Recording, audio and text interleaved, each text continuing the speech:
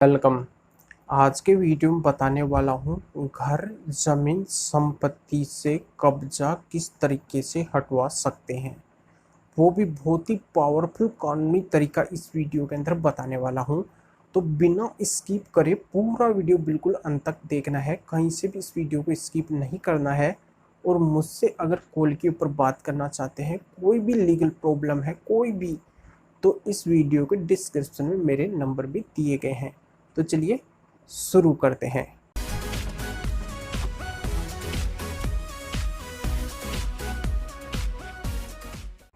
तो किसी ने अगर कब्जा कर लिया है, वो भी अवैध तरीके से, तो उस कब्जे को हटाने की प्रक्रिया 12 साल के अंदर अंदर हो जानी चाहिए, नहीं तो उस प्रॉपर्टी के ऊपर प्रतिकूल कब्जा माना जा सकता है। तो यहाँ पे बता दूँ, उस कब्जे को हटवाने के लिए सबसे पहले तो प्रॉपर एविडेंस और प्रूफ होना बहुत ही आवश्यक है।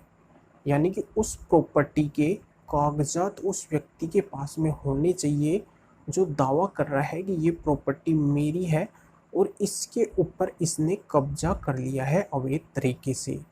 तो उस प्रॉपर्टी के प्रॉपर डॉक्यूमेंट्स होना बहुत ही आवश्यक है। दूसरा, वो एविडेंस भी होना चाहिए जिस प्रॉपर्टी पे उसने कब्जा किया है, तो उसकी फ़ोटो वगैरह भी होनी चाहिए प्रूफ के तौर के ऊपर, और कुछ गवाह भी यहाँ पे होने चाहिए। तो सबसे पहली बात तो ये आती है। अब इसका निपटारा आपसी समझाइश से भी हो सकता है, पंचायत के द्वारा भी हो सकता है, क्योंकि ऐसे मामले अगर कोर्ट के अंदर जाते हैं तो आप सभी को पता है कि इसमें बहुत टाइम लग जाता है इसका रिजल्ट आने में, ऑर्डर आने में। जब अगर मामले की समझाइश के द्वारा कोई निर्णय नहीं आए, तो फिर बिना देरी करे कोर्ट चले जाना चाहिए और कोर्ट में जाके वकील साहब से मिलकर सूट फॉर रिकवरी प्रॉपर्टी का केस दायर कर देना चाहिए। फिर वकील साहब वहाँ पे प्रक्रिया करेंगे। वो क्या करेंगे, उस व्यक्ति के पास में एक नोटिस भेजेंगे कि इस प्रॉपर्टी से वो कब्जा हटा ले और इस प्रॉपर्टी को जिसकी है उसको यहाँ पे सौंप दी जाए। अब उसको कोर्ट में भी बुलाया जाएगा इसको लेकर, तो उसको 28 दिन का टाइम दिया जाएगा कि 28 दिन के अंदर वो कोर्ट के अंदर हाजिर हो।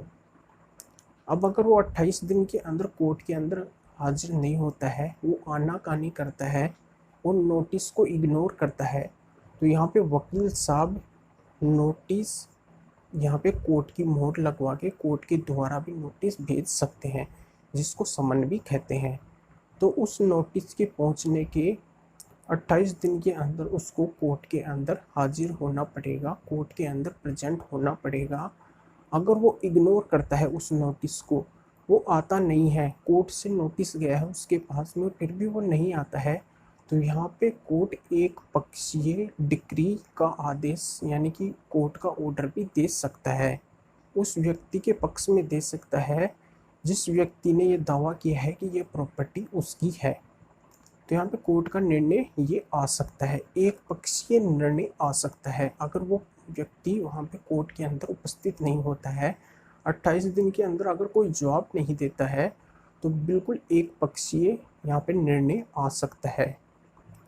और अगर वो 28 दिन के अंदर आके और प्रेजेंट हो जाता है वो व्यक्ति, तो यहाँ पे उसके पास में कोई एविडेंस वगैरह ही नहीं होंगे, कोई प्रूफ ही नहीं होंगे, तो यहाँ पे वो उस केस को हार जाएगा और ये प्रॉपर्टी जिसकी वास्तविक प्रॉपर्टी है, जिसके नाम से ये प्रॉपर्टी है, उसको ये प्रॉपर्टी कानूनी तरीके से दे दी जाएगी। फिर वो इंटरफेयर नहीं कर सकता है, उसको उस प्रॉपर्टी के ऊपर से कब्जा किसी भी हाल में हटवाना ही पड़ेगा। अगर नहीं हटाता है तो फिर कानूनी प्रक्रिया द्वारा उसका कब्जा हटवाया जाएगा और उसको यहाँ पे पनिशमेंट भी दी जाएगी। तो पनिशमेंट भी ऐसी दी जाएगी कि भविष्य में वो कभी किसी की प्रॉपर्टी के ऊपर अवैध कब्जा नहीं करेगा। तो ये बहुत ही अच्छा कानूनी तरीका है, वो भी पावरफुल कानूनी तरीका।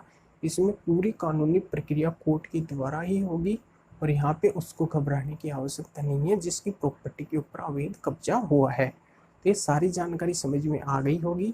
तो इस वीडियो को लाइक करें और ज़्यादा से ज़्यादा इस वीडियो को शेयर भी करना है, जो और लोगों को भी इस जानकारी का पता चल सके। और अभी भी आपने हमारे इस चैनल को सब्सक्राइब नहीं किया है तो सब्सक्राइब कीजिए और बेल आइकन भी ज़रूर दबाइए।